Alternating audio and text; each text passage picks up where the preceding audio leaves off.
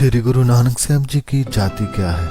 यह सवाल सिख नहीं पूछते, परंतु वह लोग जो जात पात को मानते हैं वह अक्सर ही ये सवाल करते हैं कि आप बताएं कि गुरु नानक साहब जी की कौन सी जाति थी। तो इस सवाल का जवाब संगत जी हमें देने की जरा सी भी जरूरत नहीं, क्योंकि गुरु नानक साहिब इसका जवाब खुद ही अपनी वाणी में देते हैं।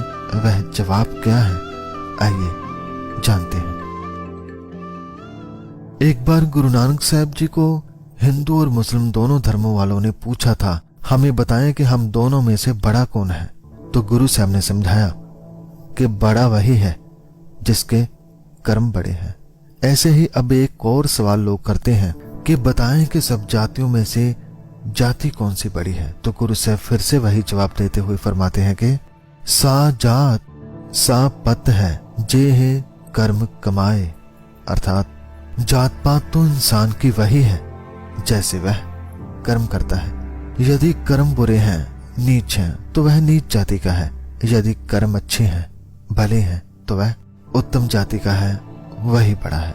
संगत जी, गुरु साहब बाहर की जाति की बात तो बिल्कुल नहीं करते, क्योंकि गुरु की नजर में सब बराबर हैं।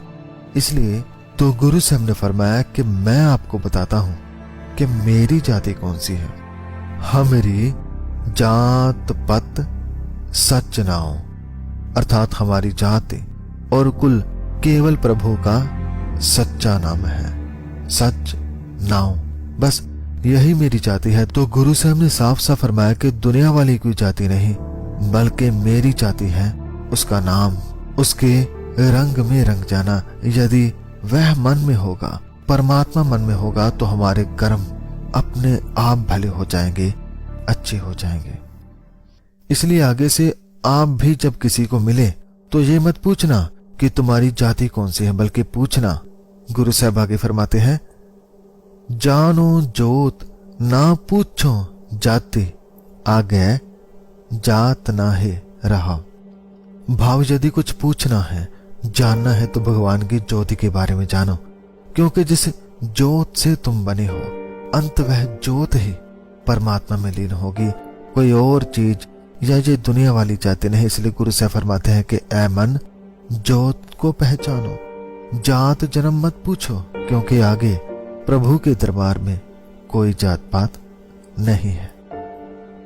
संगत जी, यदि आपके मन में यह सवाल आए कि प्रभु का दरबार जो कि हम सबके भीतर है, वहां पर कोई जाति क्यों नहीं है, तो इसका जवाब भी गुरु साहब अपनी वाणी में देते हुए फरमाते हैं कि जात अजात अजोनी सैभुम ना तिस पाओ ना परमा, अर्थात वहां पर कोई जाति नहीं, क्योंकि उस निरंकार की कोई जाति नहीं, इसलिए वह जाति को नहीं देखता। इसके अलावा वह अयोनि है, वह स्वभू है, उसे ना कोई मोह अभिलाषा है और ना ही कोई भ्रम है, वह इन सबसे परे है।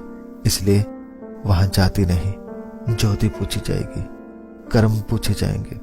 तो संगत जी, जो खुद जात पात से परे है, वह हमें भी यही सिखाता है कि जात पात, ऊंच नीच, रंग रूप आदि भेदभाव करके मानवता में दरार मत डालें, बल्कि ये सब दीवारें गिराकर सब में उसकी ज्योति को देखें। जब हम सभी में उस एक को देखेंगे तो फिर कोई बेगाना न लगेगा, कोई छोटा न लगेगा, सभी अपने लगेंगे। तो संगत जी, इस छोटी सी विचार से हमने जाना कि गुरु नानक साहब किसी बाहरी जात को नहीं मानते थे। वह तो सभी को एक परमात्मा की ज्योति जानकर सबको एक बराबर देखते थे, और हमें भी यही समझाते कि आ भाई, सब में उस एक को देखो और उसी के नाम को अपनी जाति बनाओ, नेक कर्मों को अपनी जाति बनाओ, यही सबसे उत्तम जाति है। धन्यवाद। वाहिगुरु जी का खालसा, वाहिगुरु जी की फतेह।